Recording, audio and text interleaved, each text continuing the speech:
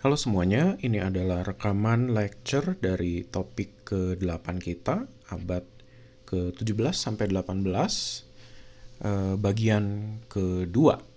Nah, ini sebetulnya topik untuk minggu ke-9 ya, jadi kita akan bahas ini sebagai kelanjutan dari apa yang kita bahas di minggu lalu, materi dari Barok dan Rokoko.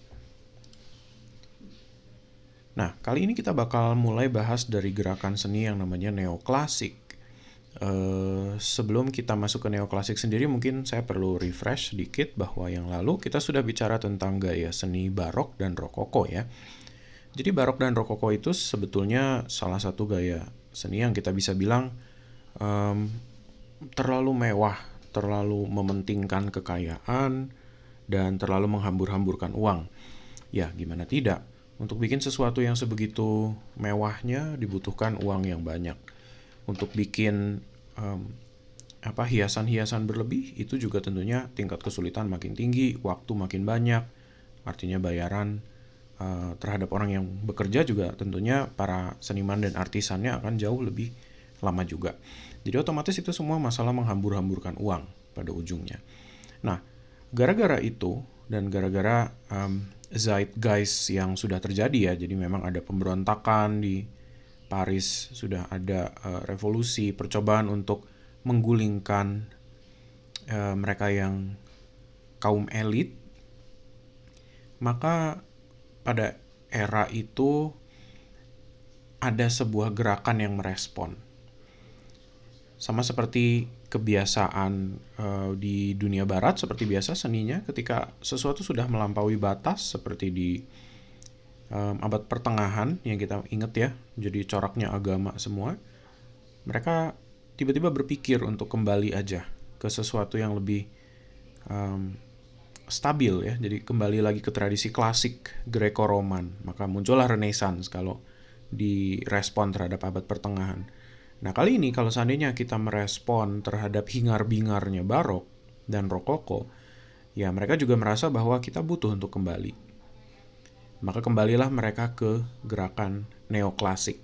Ini sebetulnya cuma sebuah upgrade dari skill yang udah ada, tapi kembali ke pemikiran klasik Yunani yang mereka anggap sebagai sesuatu yang tinggi, sesuatu yang luhur ya bagi mereka. Jadi semacam safe zone untuk mereka. Jadi era yang pemikiran yang safe kalau mereka kembali ke situ. Nah, tapi gara-gara kembalinya mereka ke situ dan era yang mereka mulai masuk di kira-kira tahun 1800-an lebih itu, ada era yang namanya The Age of Reason atau Age of Enlightenment di situ kira-kira tahun 1800 berapa ya, 1804-06. Di sini sebetulnya hasil perkembangan dari Renaissance. Jadi kalau Renaissance yang lalu kita pikir dia masih mengutamakan sains, tapi Age of Reason ini sudah lebih dari itu. Dia mencoba untuk bahkan mempertanyakan segala sesuatu. Jadi bukan hanya mencari pembuktian secara saintifik aja, tapi dia mempertanyakan segala sesuatu. Nah, gara-gara tendensi ini, maka orang-orang di era-era ini mengutamakan nalar berpikir yang kuat. Jadi orang-orang seperti Immanuel Kant gitu ya, misalnya yang kita lihat di sini ada Thomas Paine juga. Itu salah seorang penulis. Kalian tidak perlu tahu terlalu detail sih tentang Immanuel Kant untuk saat ini ya. Nanti akan kita bahas lebih lanjut di mata kuliah estetika. Cuman dominasi pemikiran rasional gitu ya, itu menjadi sangat-sangat kuat. Nah, gara-gara pemikiran ini muncullah gaya berpikir empiris jadinya ya. Empiris itu jadi artinya untuk sesuatu menjadi realistis dia harus dirasakan gitu. Kita dirasakan maksud saya kita harus mengalami dulu. Contoh paling gampang gini. Kalau seandainya kita tahu api itu panas, berarti kita harus cek dulu. Kita harus taruh tangan kita di atas api. Begitu kita ngerasa panas, mungkin kita tarik. Oke, berarti kamu sudah mengalami gitu ya, empiris. Nah, dari rentetan pengalaman seperti tadi kan kita bisa membentuk sebuah kesimpulan jadinya. Nah, kalau menurut Immanuel Kant nanti ada sesuatu yang namanya sintetik a priori. Nah, jadi gaya berpikir ini sudah masuk ke, kita sudah tidak perlu lagi untuk mengalami sesuatu secara harus nyemplung dulu sampai baru ketahuan gitu rasanya kayak gimana. Dia udah masuk pada ya udah tinggal dipikirin aja, kita bisa mendapat pengetahuan kok gitu ya. Jadi maksudnya kalau seandainya kalian melihat api, gara-gara sudah tahu itu panas, ya udah, gara-gara kita bisa berpikir bahwa api itu sebagai ancaman, kita sudah tidak perlu lagi mendekati api itu untuk tahu bahwa dia sakit apa enggak gitu kan. Nah, itulah jadinya sintetik a priori namanya. Nah, tapi kembalinya pada pemikiran logis empiris seperti ini tuh membuat mereka jadi lebih mampu untuk menganalisa diri juga ya. Jadi sesuatu yang berlebih dari barok itu pada ujungnya mereka bisa merasakan, oh ya ini juga udah tidak baik gitu ya.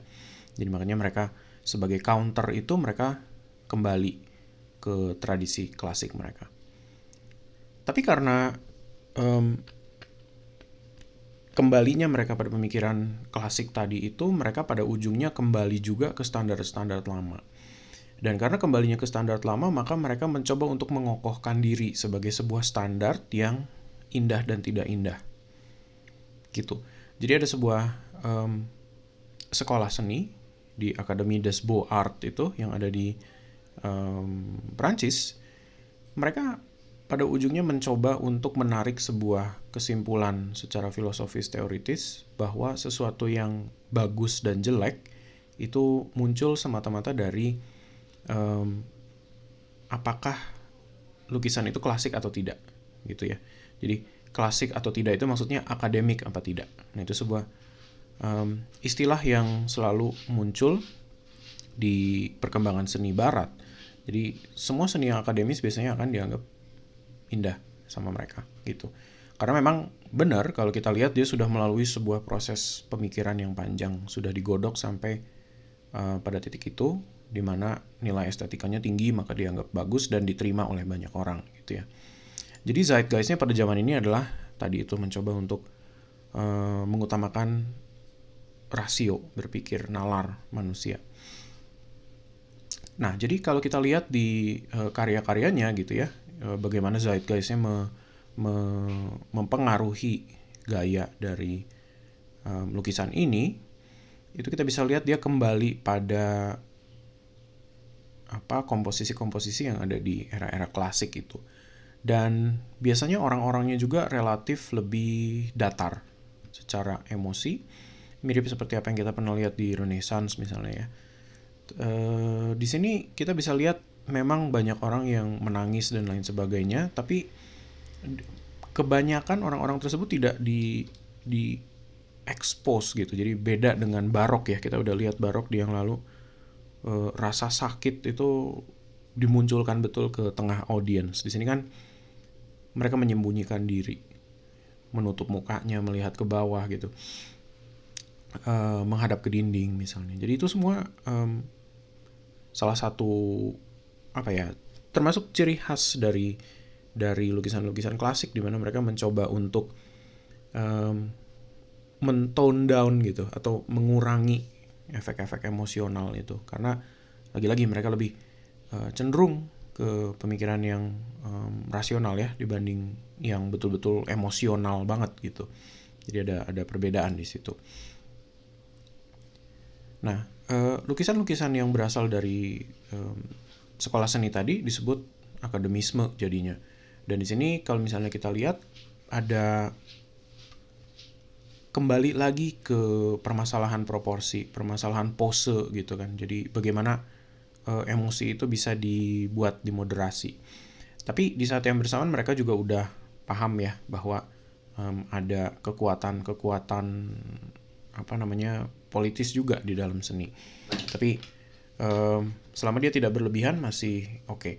Nah, di sini ada satu lukisan dari Napoleon Bonaparte, kalau yang kalian kenal. Dia salah satu figur orang terkenal untuk orang-orang Prancis ya jadinya. Dan di sini dia sedang melewati pegunungan Alpen jadinya. Nah, di situ kita bisa lihat ya rasa heroismenya dan lain sebagainya. Tapi juga masih pada titik di mana dia betul-betul terikat pada kualitas-kualitas klasik itu. Jadi memang tidak lagi dikeluarkan emosi-emosi yang meledak-ledak seperti apa yang ada di barok ya di situ. Jadi memang kita bisa lihat heroismenya muncul di dalam bentuk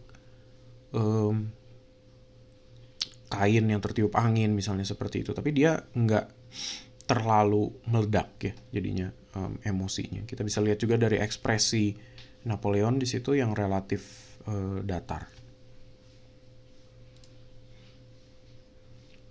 Tapi walaupun demikian, kita juga mulai melihat ada sedikit perbedaan di cara penggambaran perempuan misalnya di neoklasik itu. Mereka juga kembali pada figur-figur dewa-dewi Yunani tentunya. Di sini Venus itu dewa Aphrodite versinya Romawi ya. Jadi ini kembali lagi memang pada titik di mana mereka melihat figur-figur yang ada di tradisi mereka. Jadi itu bukan sesuatu yang aneh karena memang klasik artinya Greco-Roman ya lagi-lagi. Nah, portrait cherubims yang ada di atas itu juga termasuk yang sudah diadaptasi ke kekristenan ya. Jadi dianggap cherubs, bayi-bayi kecil itu. Padahal cherubs yang di Alkitab misalnya dia tidak, penampakannya tidak seperti ini sih. Ini lebih ke arah Eros, yang Eros atau Cupid yang kecil-kecil itu ya. Nah, bagaimana dengan patung-patungnya? Ya, tentunya ini sudah pada tingkat puncaknya. Jadi, apa yang kalian lihat di gambar sekarang adalah semuanya terbuat benar-benar dari marmer, cuman bisa bisa menakjubkan sekali maksudnya. Jadi, bagaimana sesuatu yang benar-benar dari bahan keras seperti itu bisa dibuat seperti seolah-olah dia empuk ya, ada di menjadi kasur gitu. Dan tentunya pose-pose patung udah bebas lah, udah mau diapain juga dia udah bisa bikin secara anatomis.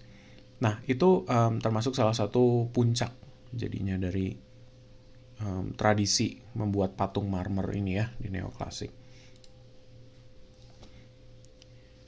Tapi seperti biasa yang saya juga udah mungkin tekankan di minggu lalu, setiap gaya seni yang muncul itu sebetulnya saling bersahutan sebagai sebuah argumen. Jadi dia sebuah perdebatan yang memang selalu seperti saling saut-sautan dan saling sambut-sambutan ya. Siapa yang muncul biasanya akan disanggah dan mungkin nanti akan dikeluarkan lagi salah satu proposisi untuk solusinya, terus nanti solusi itu sudah usang, akan muncul lagi solusi yang baru dan lain seterusnya.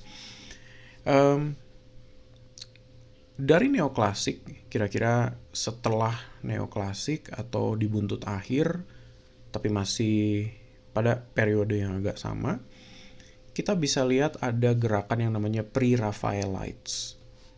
Nah, ini agak nggak masuk akal memang kalau seandainya kita bacanya sampai sedemikian rupa. Raphael itu orang Itali yang ada di era Renaissance.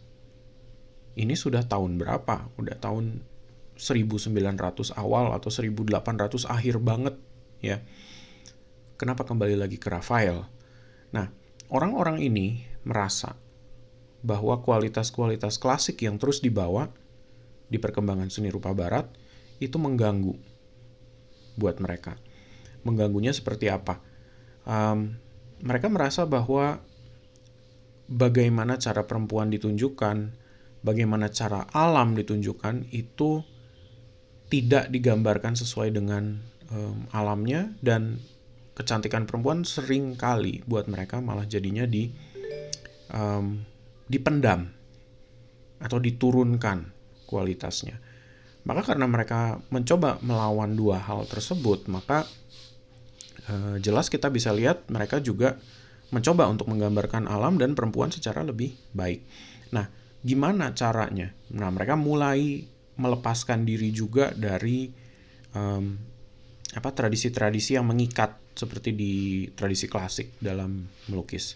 Nah, maksud saya bukan berarti dia jadi berhenti menggambar figur-figur dewa-dewi Yunani ya. Enggak, sebetulnya mereka masih bisa menggambar itu, cuman penggayaannya jadi beda. Coba kita lihat dulu apa yang dimaksud sama mereka periode sebelum Raphael dan sesudah Raphael. Nah, jadi Pre-Raphaelite ini sebetulnya sebuah brotherhood yang asalnya dari Inggris. Nah, 3 orang itu ada Dante, Gabriel Rossetti, ada Jean-Effray Millet, terus ada William Holman Hunt. 3 orang ini kira-kira ya. Nah, ada perbedaan antara gaya yang memang mereka suka perbandingkan di situ. Ada Quattrocento, gaya Quattrocento itu kalau di bahasa Itali kira-kira gaya lukis yang muncul di tahun 1400-an kira-kira ya. Kalau Raphael itu berarti dia udah sedikit lebih ke sana, 1400 sudah lebih, atau ke 1500-an kalau saya nggak salah. Nah, jadi di situ ada 2 perbedaannya tentunya. Quattrocento itu masih di baru aja Renaissance, yang baru aja lepas dari medieval. Jadi memang kekakuan itu gitu ya, itu semua masih kelihatan. Tapi yang mereka lihat di sini adalah warnanya jauh lebih menyala misalnya, terus alamnya juga jauh lebih realistis ya. Sedangkan Raphael menurut mereka justru membuat semuanya menjadi lebih steril. Steril dalam artian tumpul, tidak menggugah menurut mereka. Seperti itu. Dan ya memang masuk akal juga sih maksudnya kalau dipikir, karena dia tidak membumi ya jadinya. Raphael itu banyak menggambarkan sesuatu yang imajinatif. Kalau seandainya dia bikin bangunan, tapi alamnya dia tidak cari contoh-contoh yang memang berdasarkan patokan realistis. Jadi mereka mencoba melawan itu sebetulnya ya. Jadi selain warna-warna yang relatif buat mereka dull, mereka juga coba untuk membangkitkan itu di Pre-Raphaelite ini. Nah, terus karakternya apa aja dari Pre-Raphaelite movement itu? Mereka menggunakan brush yang lebih kecil. Jadi kalau kita lihat dia punya detail yang lebih hebat lagi daripada lukisan-lukisan Renaissance tentunya ya. Kita bisa lihat penggambaran alam yang ada di lukisan di bawah, Ophelia. Ini diambil dari ceritanya Shakespeare, Ophelia ini. Dan ini salah satu cara ya untuk mereka keluar dari tradisi Yunani itu. Dia mencoba mencari topik-topik atau bahasan-bahasan yang memang sudah ada di Inggris pada saat itu. Jadi kan penyair ya, Shakespeare itu kan penulis dan penyair pada era itu. Nah, di lukisan itu jadi subjeknya kebanyakan memang wanita kalau di Pre-Raphaelite itu. Jadi kita tadi udah lihat gimana mereka mencoba untuk menyajikan perempuan lebih sebetulnya lebih meninggikan perempuan ya. Jadi mereka tidak hanya dilihat sebagai subjek pasif gitu, tapi juga kita bisa melihat simpati di muka mereka. Jadi orang yang sedang menenggelamkan diri atau rasa kecantikan dari perempuan itu jauh lebih muncul. Alam juga untuk mereka digambarkan harus realistis. Makanya kalau kita lihat di sini agak ada rasa acak-acakan yang muncul ya. Jadi kita kan nggak bisa ngontrol alam ya, gimana mereka menempatkan diri, dimana ada ada tanaman-tanaman yang tumbuh mau dari air atau menggantung dari atas dahan pohon. Kita tidak bisa mengontrol semua positioning itu. Tapi di klasik kan justru mereka mencoba mengontrol itu demi komposisi, demi pose, demi proporsi dan lain sebagainya. Nah, di sini justru dia mencoba untuk melepaskan itu semua menjadi natural. Jadi selain brush kecil, mereka mampu untuk menggambarkan detail yang lebih hebat tadi ya. Jadi maksudnya lebih bagus lagi. Kita bisa lihat dari contoh tanaman-tanaman itu dan daun-daun yang ada di situ. Terus mereka juga punya sebuah teknik untuk mengaplikasikan varnish di situ. Varnish artinya zat fiksatif di atas lukisan itu. Jadi ada sebuah lapisan clear coating gitu ya, misalnya seperti itu.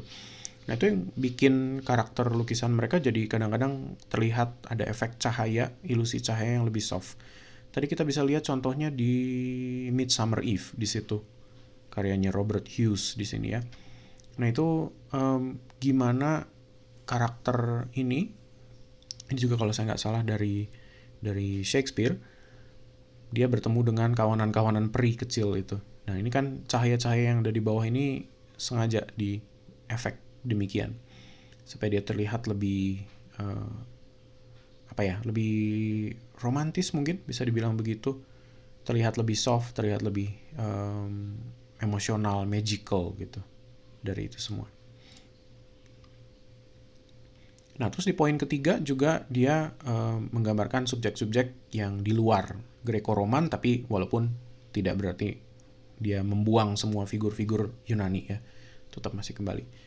Terus keempat, dia emosinya lebih hidup, warna-warnanya lebih vivid, lebih keluar. Jadi sesuai dengan tradisi Quattrocento style tadi. Terus kelima, ada gambar-gambar perempuan yang lebih humanis ya, jadi dikeluarkan seperti apa adanya. Dan memang mereka saling meminjam figur perempuan, maksudnya teman mereka sendiri gitu ya. Jadi mereka punya teman perempuan di situ, dan di antara brotherhood itu ya maksud saya. Jadi dia mencoba untuk meminta si model itu untuk benar-benar ada di air misalnya, supaya mereka bisa sketsa untuk ngambil modelnya dulu ya sebelum mereka jadikan lukisan besar.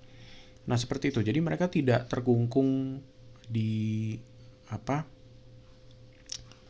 di studio dan harus membayangkan cara penggambaran. Mereka mulai turun keluar, tapi bukan berarti mereka melukis di luar. Mereka belum melukis di luar. Nah, itu yang bikin karya-karya mereka jadi lebih kelihatan realistis ya. Jadinya lebih ada kekacauannya sedikit, rasa kekacauan itu.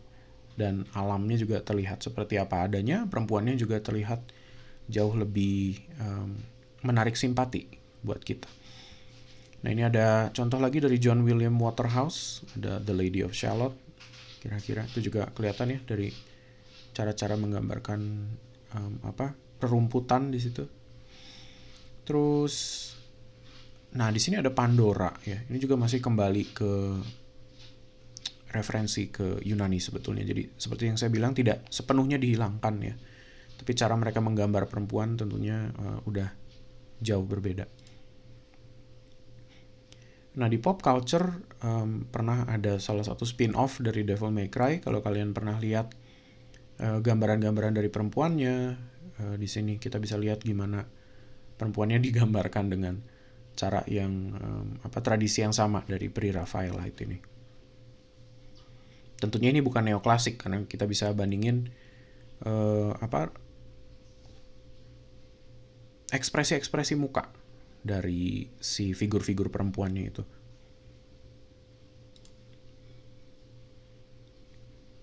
Lebih dimuliakan lah dalam tanda petik. Nah, mulai sedikit ke akhir dari tahun 1800-an itu menuju 1900, kita juga melihat ada tentunya sudah banyak penjajahan ya yang sudah terjadi dilakukan oleh peradaban barat. Jadi ada sebuah tendensi untuk meromantisir sesuatu yang eksotis di sini. Nah, ini tentunya bukan genre Pre-Raphaelite, tapi ini sudah mulai bridging ke romantisisme. Nah, saya taruh lukisan di sini supaya memberitahukan ke kalian ada sebuah periode masa di mana mereka bertransisi ya, seperti Jean-Léon Gérôme di sini. Ini seorang pelukis yang asalnya dari Prancis, dan dia memang banyak menggambarkan lukisan-lukisan yang temanya dari Orient atau Oriental gitu. Jadi itu dia memang merasa dunia di luar barat itu eksotis, sesuatu yang eksotis. Jadi dia bepergian ke Arab misalnya, ke area-area yang di sekitar-sekitar India atau Irak gitu ya, di situ ke dunia Persia untuk mencoba melihat dan menyurvei.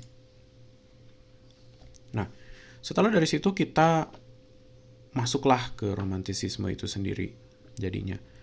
Sesuai dengan tema zamannya menuju ke tahun 1900-an atau abad ke-20 berarti kita bisa lihat ada revolusi industri di situ ya. Jadi kira-kira di tahun 1800-an, 1880 di situ ada revolusi industri yang mana kehidupan di urban, kehidupan kota, maksudnya dia menjadi saturated banget dengan permesinan, perbudakan kerja, terus child labor ya kalau kita ingat, jadi anak kecil yang dipekerjakan, kemiskinan, terlalu banyak orang yang hidup bekerja di satu tempat.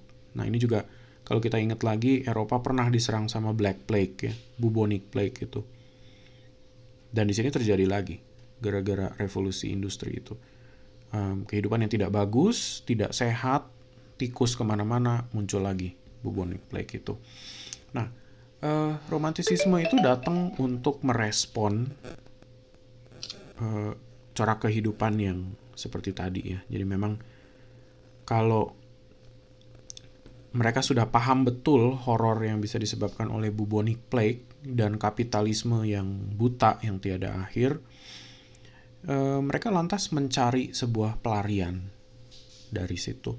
Maka muncullah gaya romantisisme sebagai sebuah respon sosial dan kritik terhadap kehidupan yang ada di situ. Gimana caranya mereka lari dari semua itu? Mereka kembali ke alam. Mereka kembali ke alam karena mereka merasa hidup manusia sudah dikontrol oleh kapitalisme dan mesin. Ya, kita bisa bayangkan ya jadinya pabrik besar di mana-mana, asap hitam mengepul, udara yang kita hirup sudah tidak sehat. Orang-orang yang kaum pekerja asramanya hidup menjadi kamar-kamar yang kecil sekali, kotor, kurang gizi, orang kurang makan, dibayar dengan rendah dan lain sebagainya. Jadi ketika mereka lari dari itu, mereka akan lari dari bisa dibilang agak lari dari kenyataan sih pada ujungnya memang. Tapi mereka kembali ke alam sebagai mengingat, sebagai sebuah peringatan jadinya ya. Mengingat bahwa alam itu ternyata lebih kuat daripada teknologi yang diciptakan manusia di situ. Nah ini sesuai dengan kira-kira background di sini ya. Jadi kalau kita ngomongin Assassin's Creed Unity atau kita lihat film Les Miserables di situ, itu juga kira-kira ada pada era-era itu. Nah, tapi sebelum saya masuk lebih lanjut tentang gaya romantisisme, saya mungkin perlu garis bawahin juga, ini bukan romantik seperti apa yang kita kenal hari ini, arti romantis ya. Jadi mungkin kalau kalian mendengar kata romantis, mungkin kalian akan membayangkan hal sedemikian rupa. Bukan hal romantik yang seperti ini ya jadinya. Romantik yang ada di painting itu menggambarkan kekuatan alam. Nah, di mana kekuatan alamnya? Kita bisa lihat di sini. Di gambar yang sebelah kiri, Wanderer Above the Sea of Fogs dari karyanya Caspar David Friedrich, kita lihat ada satu orang yang berdiri di atas tebing melihat ke bawah. Nah, gimana alam bisa tampak lebih kuat di sini? Di romantisisme itu ada sebuah rasa sublim yang dia coba tunjukkan. Sublim itu artinya, bayangkan kalau kalian berdiri di depan ombak laut setinggi 4 meter atau 5 meter. Apa yang kalian rasain? Ya tentunya takut diterjang ombak, ya kan? Tapi takut diterjang ombaknya itu berasal dari impact. Bukan hanya impact bahwa kita bakal bisa celaka atau apapun gitu ya. Bahwa ternyata alam itu mampu untuk melukai kita. Banjir itu mampu melukai kita. Jatuh dari ketinggian itu mampu membuat kita mati. Dan gunung-gunung yang tinggi gimana pun juga secara ukuran akan sublim sifatnya karena dia besar. Lebih besar dari apa yang kita bisa lihat dengan mata kepala kita. Jadi memang tidak akan mungkin kita melihat gunung yang besar itu dari sudut pandang kita yang rendah bisa terlihat semua si gunung itu, kan tidak begitu ya. Jadi memang kekuatan alam itu diwujudkan dalam banyak hal di romantisisme. Jadi bisa jadi hamparan yang jauh, hamparan yang membentang, bisa jadi ukuran yang tinggi, bisa jadi juga kekuatan alam yang destruktif. Misalnya The Raft of Medusa di lukisan yang sebelah kanan. Dan kita bisa lihat ada sebuah benang merah yang selalu muncul di lukisan-lukisan romantisisme itu. Jadi proporsi antara manusia dengan alam biasanya beda. Dan manusia itu biasanya dibikin lebih kecil, atau hal ciptaan manusia dibikin juga jadi kecil atau tidak berdaya. Entah porsi penguasaan bidangnya kecil, atau bisa juga dia digambarkan kalah terhadap alam. Raft of Medusa tentunya kalah terhadap alam karena dia terdampar, rusak, dihantam oleh gelombang tinggi. Seperti itu. Dan orang-orang itu semuanya mencari pertolongan jadinya ya, karena mereka ketakutan akan mati. Nah, seperti itu kira-kira jiwa utama dari romantisisme. Tapi selain itu, sublim juga bisa muncul dalam gerombolan massa. Jadi waktu kita lihat lukisan seperti Liberty Leading the People di sini oleh Eugène Delacroix, ada banyak grup gitu kan di revolusi Prancis ini. Ada orang-orang di belakang sana yang ikut berperang. Sini. Nah, ini memang karakter Liberty ini yang sebetulnya ada di patung Liberty-nya Amerika ya. Cuman memang dia dipinjem dari karakter Prancis yang ada di sana. Nah, sublim terhadap alam, misalnya kalau kayak tadi ya, hamparan atau ombak tinggi sampai 5 meter. Kalau kita sandingkan, kita bandingkan dengan orang-orang, jadi misalkan kalian pernah ketemu di jalanan, lagi naik mobil atau motor gitu ya, ngelihat gerombolan supporter bola atau gerombolan apa yang sedang protes gitu ya, lagi demonstrasi. Itu juga ada sebuah rasa segan, takut, takjub, dan lain sebagainya gitu. Nah, itu juga termasuk salah satu pengalaman sublim pada ujungnya. Gara-gara itu hal yang kalian temukan itu betul-betul lebih besar dari diri kita. Nah, bagaimana cara menentukan apakah lukisan itu bergaya romantis atau bergaya romantisisme? Pertama, tentunya alam dibuat lebih kuat. Jadi ini akan kelihatan banget ya. Alam kira-kira menguasai 3/4 dari bidang yang ada di lukisan itu. Sisanya dia akan menggambarkan seperti bagaimana ciptaan manusia kandas di tengah kekuatan alam. Kapal yang terbalik, orang-orang yang terdampar misalnya, itu sudah membuat kita takut akan alam atau sublim.